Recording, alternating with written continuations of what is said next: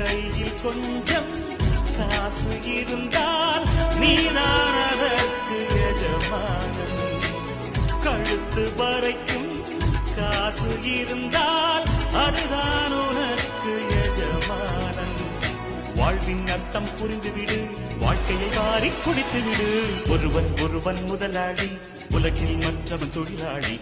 விதியை நினைப்பவன் ஏமாடி, அதை வென்று முடிப்பவன் அறிவாளி.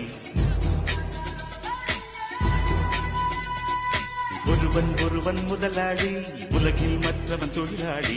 விதியை நினைப்பவன் ஏமாடி, அதை வென்று முடிப்பவன் அறிவாளி.